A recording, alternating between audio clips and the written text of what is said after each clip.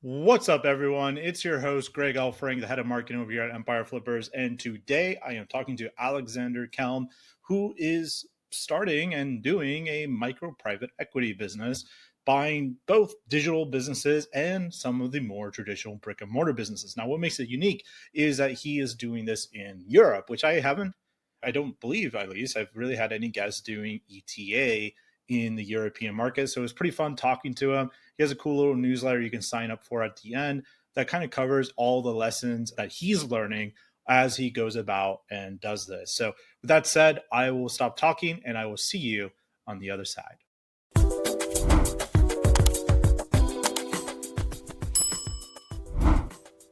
All right, I have Alexander Kelm here with me today. I'm sure I butchered your last name, even though you just told me how to pronounce it. But I think this is going to be a pretty cool show. I'm going to let you introduce yourself. But I was looking at your website, the things you're doing, acquisition through entrepreneurship with European focus, very fascinating to me. So, for my audience that doesn't know you, Alex, why don't you give us a brief background on who you are, what you do, and where you are in the world? Yeah, sure. Hi, I'm Alexander. I'm native German. I raised up on the Dutch-German border, but now I'm living in Amsterdam, so the other side in the Netherlands. My background, so I'm coming actually from the finance sector and was working for local banks and for Big Four company. And yeah, what else I did? Of course, I started also some ventures, but we can talk a lot about it a little bit later. I have a wife, a dog, living in the nice city. I have a good life, I would say, at the moment, yeah. Living the American dream in Amsterdam. You're just missing the white picket fence, Alex. True, true. Well, we have here many people from America in the city, so Amsterdam is very multinational. Even you must not speak Dutch. English is enough because Dutch speak very well English, and so yeah, it's the world in the tiny town. The whole world is in I Amsterdam. have a very good friend who here in Saigon. So I'm in Vietnam. I have a good friend Ah, here. cool. She's from Amsterdam. She makes me want to go. It sounds like a really cool place. But so talk to me a bit, Alex, about so you were in banking and finance. Now you moved into acquisitions. So how Yeah. did that happen? What's the story there? Oh, actually, I want to try story short. It started after my bachelor, so I did a bachelor in the Netherlands. Then I got hired from the biggest bank in the Netherlands, and I was hanging there, was B2B credits, etc., dealing this everything. And then I moved back to Germany, did the same there.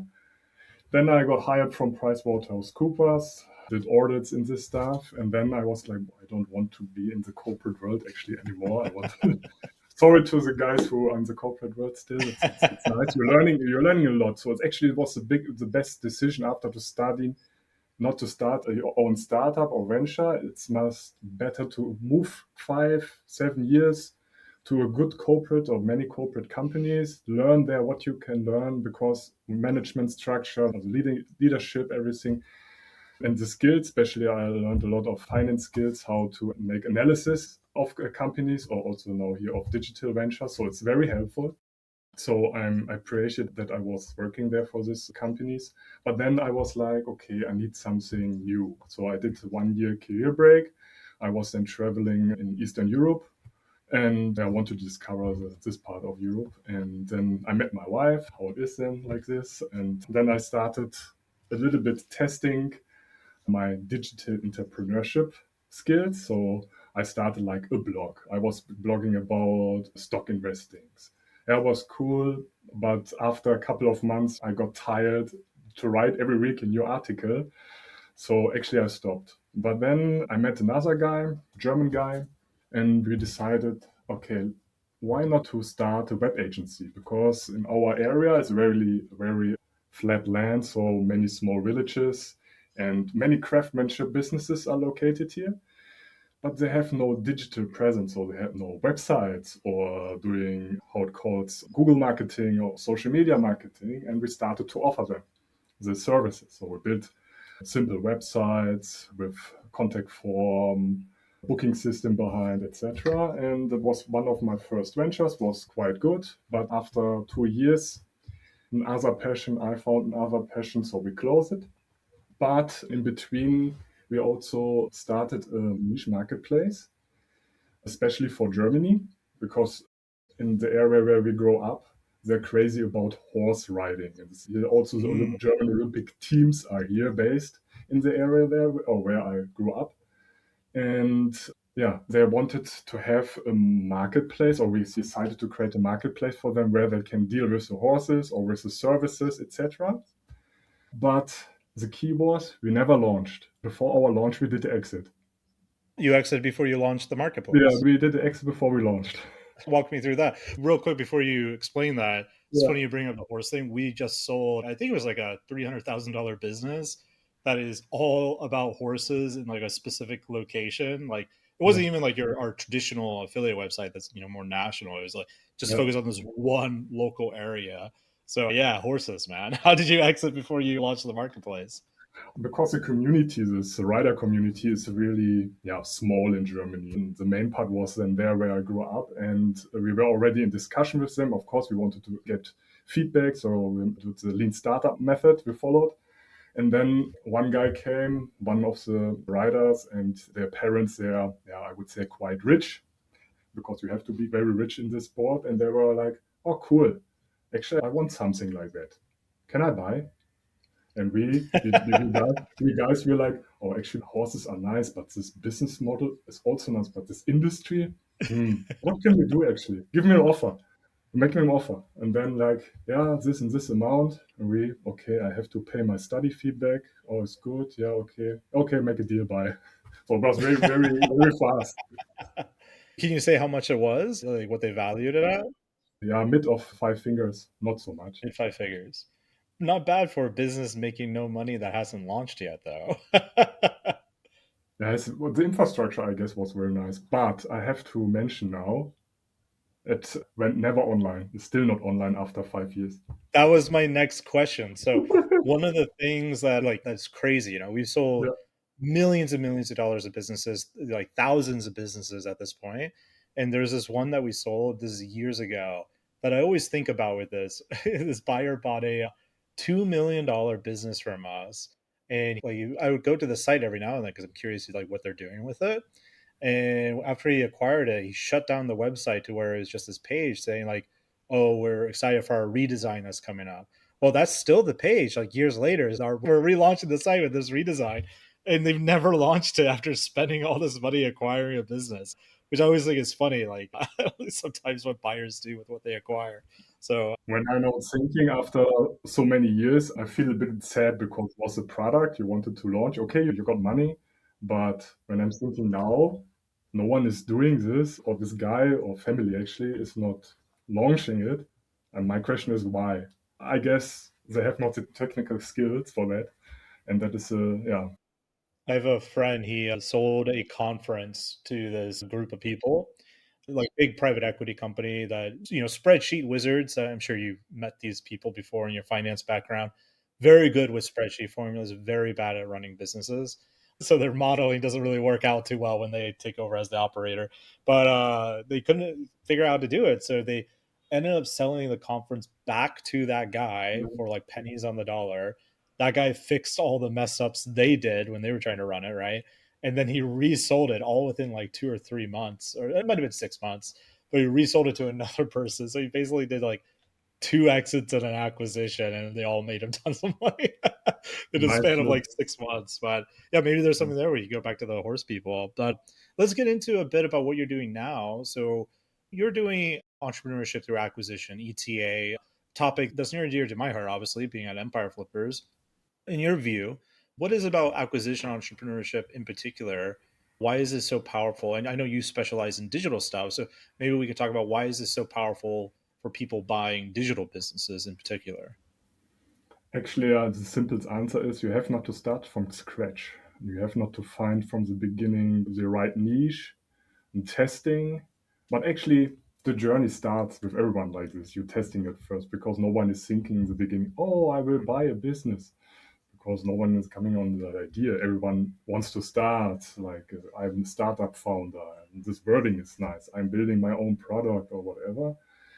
And I think that it's also a good skill and experience to start at first like this. So you have your tiny business. Maybe you fail. I failed 3 times with businesses. So it's a part of the journey. And I'm German, I can say it. Also, like the Americans do. Actually, in Germany, it's like when you're from Germany, you come, you failed, or you're not a good entrepreneur. You cannot fail. Entrepreneurs are never failing. But the mindset already coming to the American mindset in this coming also to us. The older generation, they would never say, I failed my business. I never failed something. I'm the perfect entrepreneur. No. I love it, man. There's this group, I think it's mostly American, like entrepreneur expats, and I think it's in Mexico.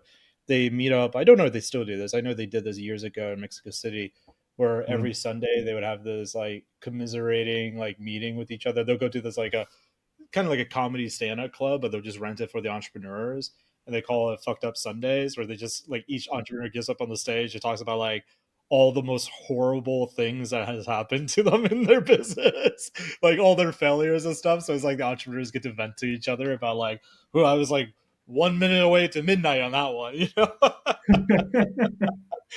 But that's cool, dude. I do think entrepreneurship is a game of like constant failures. It's just the success, the reward of the success is so asymmetric, right? Makes up Yeah, for all the failures. That's part of business. So it's part of the business, of course. And it's kind of, I would say, a street MBA. I agree 100%. I mean, that's what makes the difference between the operators and the spreadsheet wizards, right? They know how to actually operate. I was all of them. I was a Yeah. PwC, so the spreadsheet guy. I did my own. I have an MBA since a couple of months, so I have all these milestones already. In Dungeons and Dragons terms, you're multi-classed. Sorry, I Yeah, apologize for the D&D metaphor. I'm a massive nerd, but that's cool, man. So with you in particular, you focus on ETA. It sounds like mostly just in the European market. So walk me through one, why the European market? I mean, obviously you're European, so there's probably some advantages there. But why focus only on European digital assets versus say over in the USA? Is there a specific reason? yeah, culture fit is a Culture specific fit. reason. Because before I started, I had as a web agency, etc., and I learned a little bit to build websites. So, and then I came also across to content sites before AIs came across. So before AI, and I was like, okay, I can actually build some affiliate sites, etc. I tried, was not so successful, and then I came also across to some locals, so some Germans and some Dutch guys. They're already doing this, but focus on English sites. And I was thinking, why no one is doing or acquiring German or Dutch side is actually niche because no one speaks this. Yeah, no one not, but it's the competition is not so high, and I can actually acquire these sites in this time for a cheaper price than later on. So I decided then just to focus on this niche, and it was every time actually related to topics where I came from. So actually, it was every time finance related content sites. So it was a Dutch site or a German site. And I did the same like you guys doing in the US. I tried to make a design a little bit better, more content, etc. And then flip actually because I was thinking like I don't want to manage them a whole portfolio of content sites in this time because I had still there also a part-time job. I was a startup mentor in between. So I had not so much time, everything to manage this. So I had then two additional sites that I managed.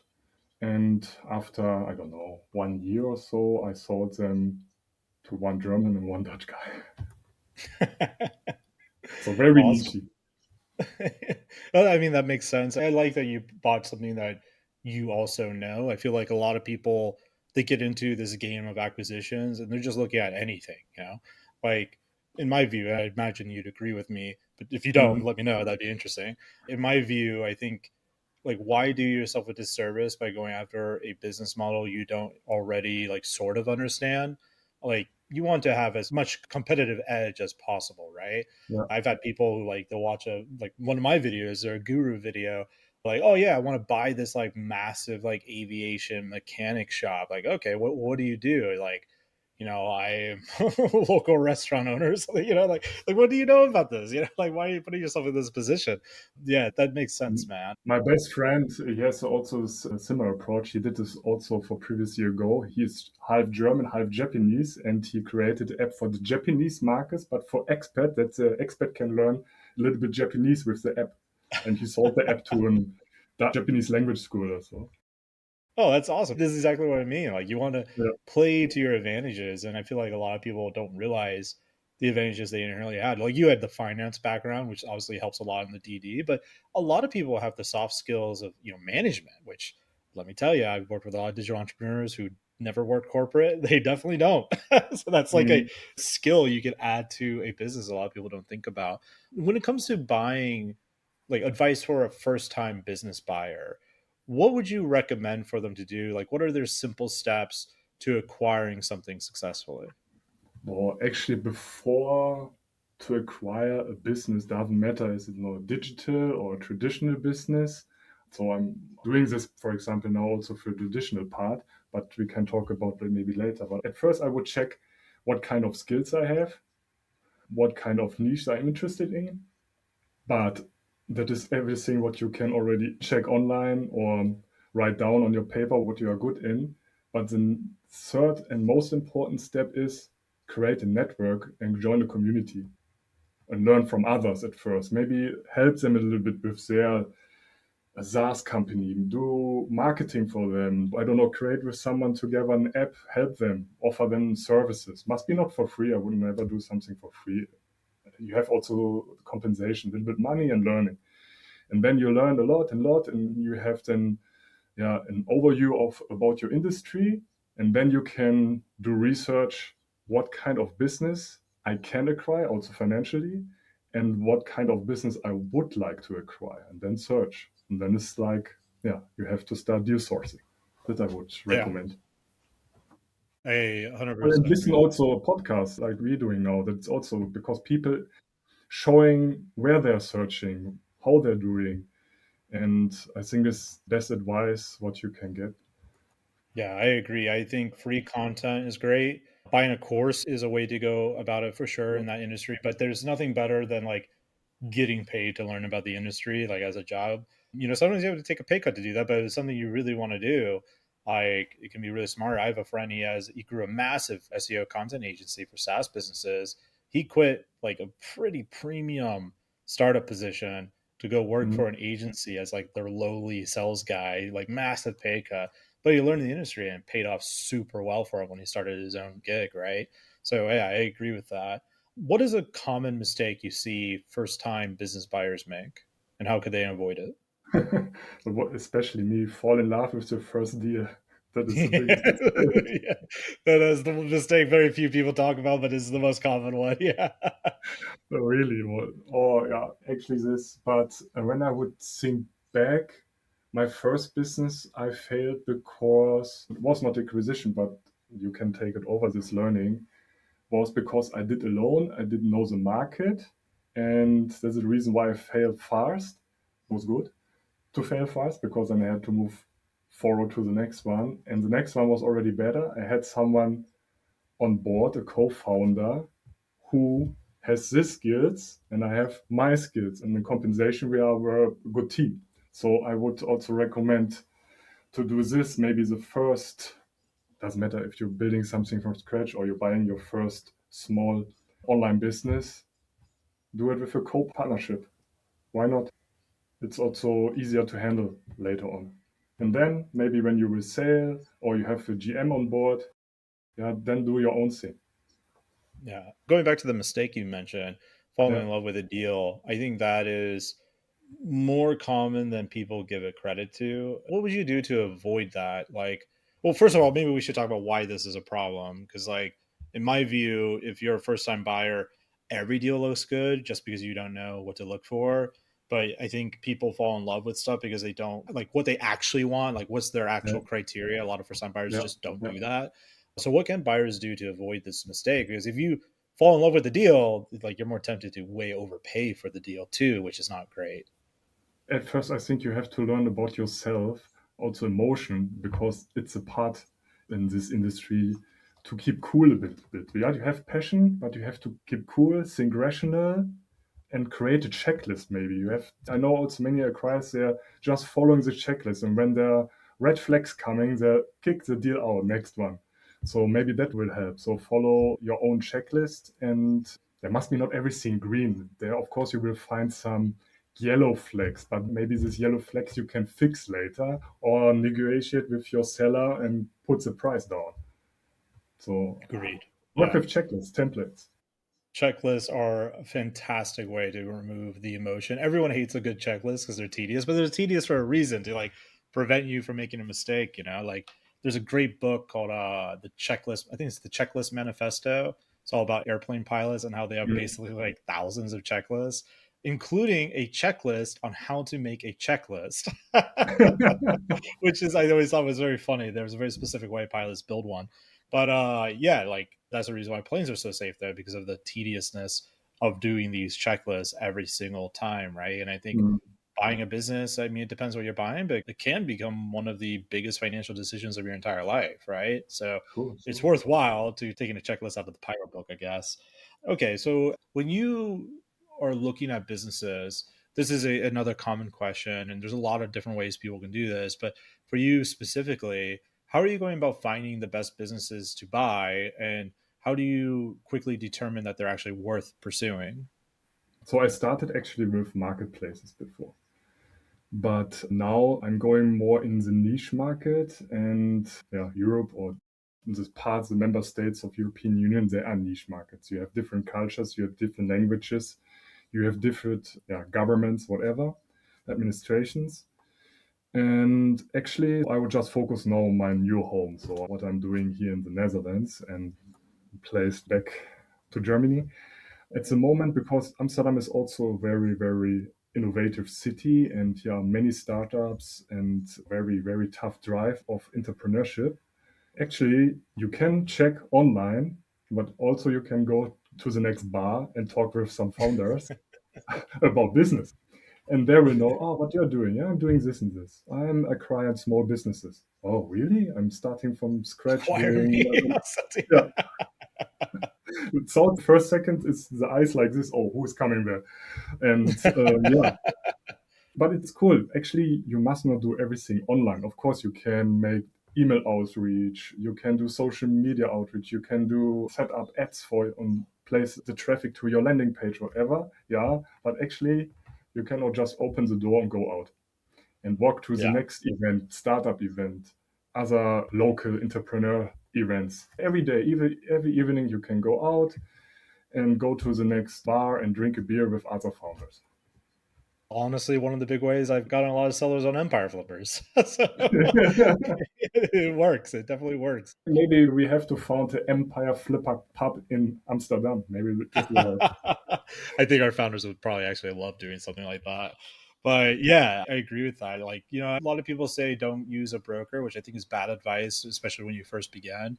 But my most prolific business buyers, the ones that buy a ton, like in their marketing sources, like their marketing attribution, they'll Mm. have like, oh, I met this guy through networking or a conference. And then for the brokers, they just have brokers, right? Like even those guys are still using marketplaces like us, but I think as you get more niche in terms of your criteria, it does make sense to also be, you know, sourcing your own deals, which kind of leads me into my next question here. What do you think is the biggest bottleneck when it comes to sourcing and acquiring businesses? The biggest what I have at the moment is not the sourcing the problem with me here. More is the seller side is not prepared for an exit. This is the problem no one talks about when you don't use a broker. Like that is a big, massive hurdle. So let's talk about that. So you find these business sellers, but I'm Yeah, assuming they don't have things like their P&L, balance sheet, all this kind yeah, of stuff figured out. Yeah. yeah. Like walk me through how you get that. First outreach, what I'm doing is really LinkedIn is also good here in Amsterdam or Europe. So I'm checking who is doing what and then sending, hey, can we maybe meet for a drink, for coffee or whatever? And so I create actually at first, so it's maybe also a little bit European and Dutch style, a relationship before I already talking about, hey, maybe it's interesting, it's nice to buy, because everything is here about trust.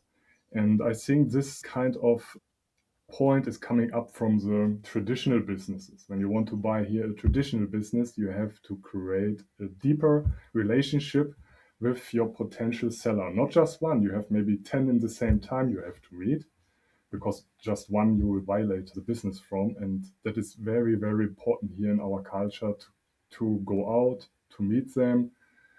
not just for alone, also with the family together, and going maybe to USA calls soccer, here it calls football, go to the football match and on weekend together with their family. That is important before you actually can go deeper in the business talk. Yeah, I will say that's like one of the big advantages of using a broker is you can speed run a bit of that trust because the broker Yeah, just did what you're talking about, right? So yeah. like we need to do that with our sellers to like this is a big deal. Like, yeah, I always joke with people, I take the thing that you spent your entire life building and I help you get rid of it. Like, there's Mhm. a lot of trust that goes into that, right? So I feel you. So once you build trust with this seller, what's the next step to actually get a hold of the actual, documentation you need to do due diligence? And then actually is going fast, so you're already on the same level. He's thinking, or she could be also a lady, of course, thinking about, yeah, could be nice. I have other ideas. Maybe I will start something different. Let's talk. Let's meet for a breakout session. I will show you the last numbers of the last year, but I don't want the last numbers of the last year. I want actually when it's older, minimum 5 years plus, if possible. Then I'm digging in. So I'm starting my due diligence process with, the spreadsheet guy is then coming back from PricewaterhouseCoopers. So what is your due diligence process? Do you have like a systemized way of what you look at first? Like walk me through that. Of course, at first, is the money or the cash flow, or what is coming in, what kind of income stream has this asset. Then also the traffic when it's digital business, from where the traffic is coming from. So I'm focused more here on European markets, so there should be also more European traffic coming from there. And other, is there some staff on board already? Could be also that they hired someone. Yeah, then really I have to hire a legal due diligence expert, so a lawyer who can read the contracts. Because when it's in Netherlands, it's mostly then everything in Dutch. So I need someone. I speak Dutch, but that is like legal I Dutch. mean, that is good advice to have legal people, even if you do speak the language, unless you're a lawyer yourself, I guess. But Ah, yeah, I think that's smart, regardless if you speak the language or not. because this could be later a big problem when you are not doing the legal thing. Oh yeah. Then there's something Oh written yeah. like, okay, actually the JM has a revenue share of 10-15% of the year. And they're like, oh, where's it coming from? Where's it written? When you're not checking this, then it could be a trouble because actually you can calculate 85% of your cash flow, but actually 15% is already in his pocket, and this you don't want. So legal is important. But also you have, before you going to due diligence, you have to make also for yourself, and already the business in which industry is going or is in, you have to check the market. Is there something what can kill the market in the next years, for example? And at the moment, before I said I was buying small content sites, I'm not doing anymore since AI came up. Yeah, AI has been a wrecking ball on content sites. Like we're still selling a few, and there's some people that are still making it happen. But yeah, AI has been tough on that business model for sure. So at the moment, I have just one industry where I'm looking for, and that is newsletter, what is related to finance or acquisition. So I'm going there in. And actually, not because of the newsletter, actually, because you're buying the database of email addresses that I want to merge in my newsletter bio diary and to grow. And not just to set up ads or build posts on LinkedIn and send the traffic to your landing page. This is a third strategy of mine, to buy smaller newsletters and merge them to mine. Makes sense. So once you're done with your DD process, are you doing any type of financing to acquire these businesses, or are they mostly cash deals? Walk me through that a bit. Cash is I'm paying from my own pockets. No seller financing us. I'm No seller financing, even just pure No, no. cash. Before there were very small websites. They cost maybe 10, 20K. So not like 200 or like the Okay, e-commerce guys with millions of. So they're right. not I was so. going to say, okay, that This makes more is, sense. you can, maybe some people can, but would not recommend. And I also would do then financing. Yeah, I find anything less than 100 grand, you're going to get beaten out by a cash buyer. Not always is possible to on like certain business models, especially the content site model right now, where buyers are kind of not there at the moment. Sellers are more Mm. willing to do some financing, right? But it is tougher on the lower level. So, what advice would you have for someone coming into the game? Maybe they're a little bit more cash strapped. Like, how would they go about buying even one of these micro businesses, knowing that seller finance isn't really a thing for them there? For example, I have more cash. I would not go to the tiny acquisitions anymore. I would buy something already stuff is on board, like a lead gen agency I would like to acquire. Maybe then already in specific niche, not the general one, we're doing everything. No, more like, okay, so for me would be then actually more in the finance, legal sector, like support, auditor, tax consultant, lawyers with leads. Yeah. That makes sense that you recommend going bigger. I don't know if Europe has this, but in America, we have the SBA financing, right? Basically, for like 50, 100 grand, instead of buying a 50, 100 grand, website or smaller business, you can go and leverage that up to $1 million business doing like, 200 to 350 SDE, 200,000 to 350,000 USD SDE per a year. Like get yourself into a pretty good business that way. So I always joke like, M&A is one of the weird things where you spend almost less money the bigger you go. Mm, Is there something similar like that in Europe where you have like different financial tools like that? yeah, it depends on the country, especially in acquisition. So not every bank would support something like that because they have their own records, they have your own reports, and something was digital every time avoiding to finance it. But we have some other opportunities, but it's not then from when you're buying a business, more when you're starting. So you can get some grants or join some fundraising programs for your digital business. I have a good example because I'm still mentoring some startups in Germany. In the state where I was living, they have a federal state bank. When you have innovative startup, maybe in the meditech or also you're building a SaaS company or something, you can go there. Of course, you have then to create a business plan. They're a little bit old school, so you have to go with a business plan, really 30 pages with all your financial strategy, etc. Yeah, very traditional, but it's okay. When you're going out later, it's helpful. So you're going there, checking your business plan, and then you have a pitch, and then they're offering you, okay, you can get a convertible loan up to 500,000 euros for this and this conditions. When you have to pay 6%, but the first 2 years at interest free, you have not paid interest back in the first 2 years. So you have actually 500K already in the pocket. You can finance maybe two, three full time developers.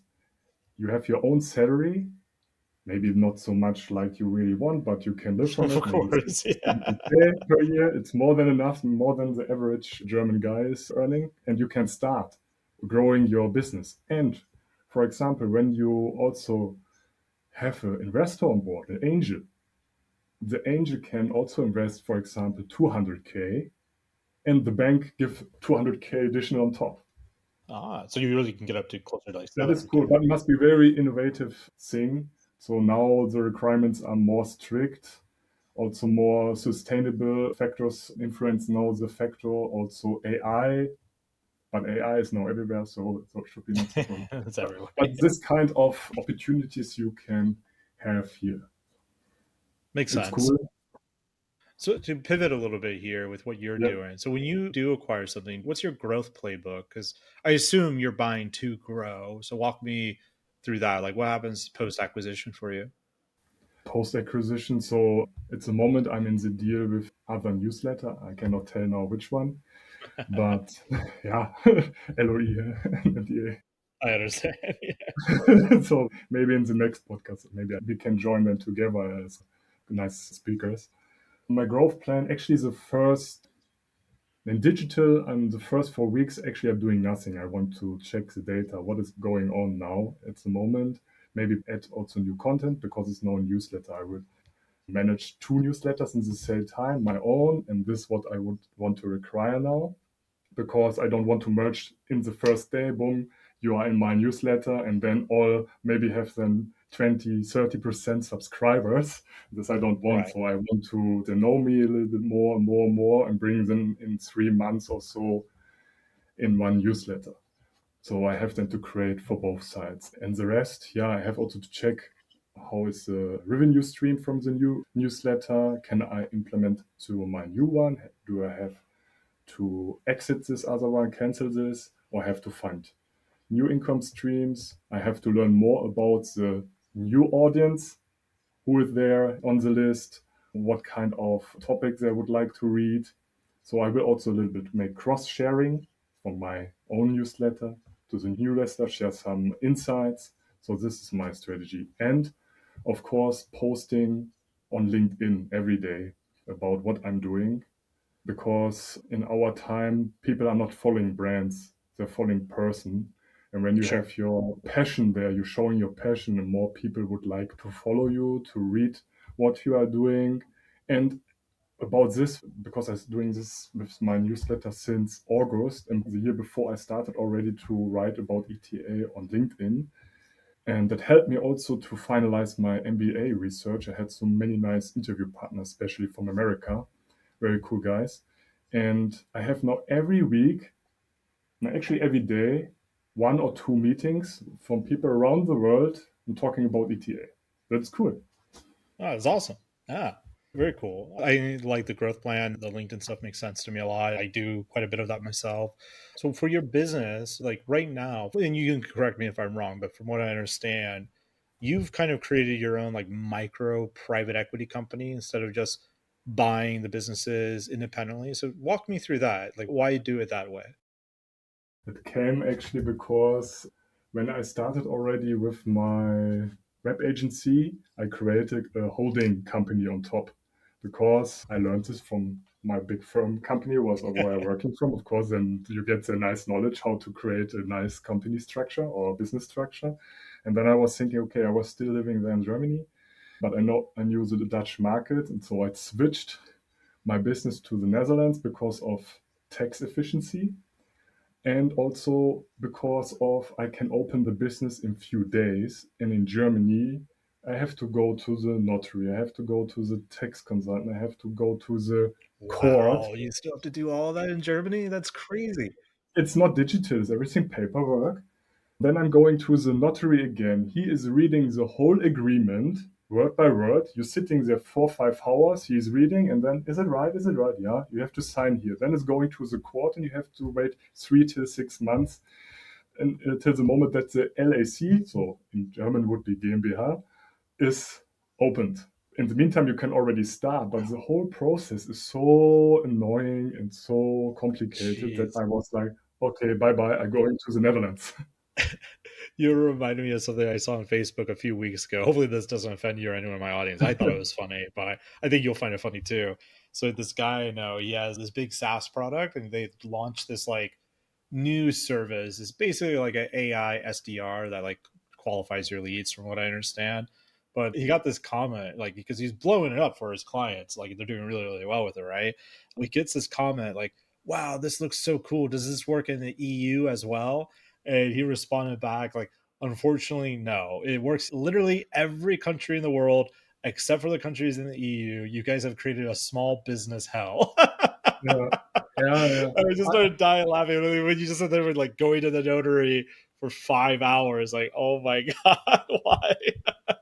I don't want to talk now bad about my German guys here because I am from Germany, but the bureaucracy is very tough. So Oh when I man, can that's go rough. then to the neighbor country like Netherlands, Belgium, or Scandinavian countries, there's everything more digital and they are more digital theme. Also the administration.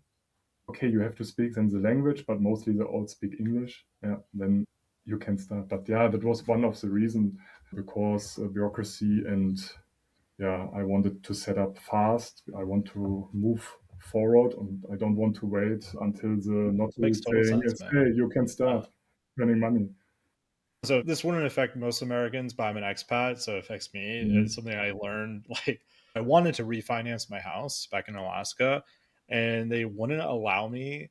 Like I had everything set up, everything was fine, and they're like, "Okay, we need to prove your identity so you can pay for the refinance." Like, yeah, no problem. What do you want me to do? It's like, we're going to send you an SMS text message to your phone. Like what?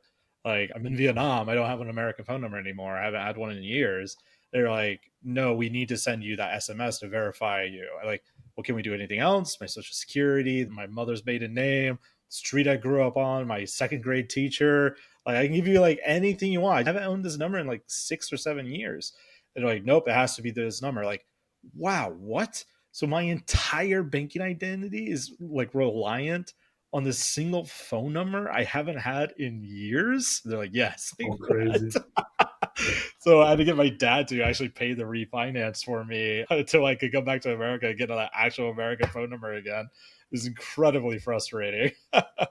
So it's not just in Germany, also in America, you have some specialists, I would say. Yeah. Yeah. The bureaucracy hits us everywhere, Yeah. no matter where we're Yeah, at, but right? it's like this. We have to live with this. We have to live. And that is a good one in Europe. Actually, you can switch fast a country. You can go to another country Yeah, when you would that's like. nice. That's nice. The borders are open in the European Union. You can make deals between the countries. You can, yeah, that's nice. But the most problem or the biggest problem, bureaucracy, of course, but you have to speak many languages. When you go Yeah, into Italy or sovereign countries or East Europe, not so many speak English. So the Western part, of course, but there you have to find your way. It's like this. But it's also a journey of entrepreneurship. So, it is. Entrepreneurs are just entering one maze after another. How do I figure this out? Like which way to yeah. go? It's part of the game. All right, man. Well, we're coming up on time here. So I want to move to the rapid fire section. So I'm going to Yeah. ask you 3 quick questions. You give me 3 quick answers. Are you ready? 1, 2, 3. I'm ready. Okay. First question. What are the best hidden growth opportunities in business buying today? Network, your personal network. I agree 100%. What tools or resources can people use to identify a good business to buy? So content sites or YouTube channels and podcasts, of course, but tools for me is Google Workspace important, Notion, ChatGPT, and kit.com for my email marketing and newsletter. And LinkedIn. Don't forget LinkedIn, of course. And of course, Empire Flipper is the Yeah, best tool. myself. All right. my, my final question for you. What is the biggest misconception digital business buyers have when they're entering into the offline business buying world? Whoa, yeah. So I'm also have this because I'm also in the process to buy a smaller company, traditional, and you have different mindset. You have this digital mindset, and they have this, yeah, I would say other generation mindset, and this clash of culture. So you have to find their way how to communicate with them. For example, when I cannot talk with them like, oh, I'm doing ETA or so, they would say, what is this? No, Meta? Yeah. I have to explain, hey, no, I'm your potential future successor of your business when you going to retire. And then, no, I understand. So you have to create another wording. You have to create the wording like your sellers in the traditional world. So this you have to do. That is very important. I agree with that. That's good copywriting. I always say Mhm. use the words of their world. So, like affiliate sites, I'm talking about affiliate commissions, but to my SaaS friends, I'm talking about MRR and churn. Like it's kind of the same thing, but it's just different jargon, right? So, yeah, use the words that they know. I would recommend create because we are from digital world. We like to create personas of our Yeah. audience. Create a persona of your seller. Where is he? He's not on LinkedIn, Facebook, Twitter, or so. He is maybe on the next local community party or He's at so, the pub. or is on the, Gotta go or to the the pub, pub. in the pub, or is on the golf court or the football stadium or whatever. Go there. Yeah. Yeah, Yeah, yeah. Go where they hang out for sure. I exactly. agree, man. Well, we're at the end of the episode here, Alex. If someone wanted to reach out to you and pick your brain and like connect with you, where should we send them? The best way is biodiary.com. That's my newsletter. And also on LinkedIn, of course. LinkedIn. Your audience can also send me messages there. I'm replying actually all messages, not every day, but one times per week. I'm trying to respond, of course. So join me there, of course. Awesome. Well, you got at least one new subscriber from this podcast. I subscribed to the podcast while I was waiting for you to come back on when you were Good. frozen earlier. Minimum one. Yeah, So you target. got at least one. Well, Well, but hopefully done. you'll have many more after listening to this, Yeah. my friend. Well, thank you for coming on. It's been a pleasure, my man. Yeah, likewise. It was my first time on the podcast, so thank you that I could join here in Empire Flipper, and I'm happy to share my small story about here in Europe, and I'm happy to connect now with other acquirers, sellers, investors around the world. I'm happy to meet, and yeah, thank you for your time. It was cool. Well, you all heard it here first. Go and message Alex on LinkedIn multiple times to hear his Oh, perspective. multiple times. Yeah. All right, man. Well, Okay. thanks for coming on. Appreciate it. Yeah, likewise.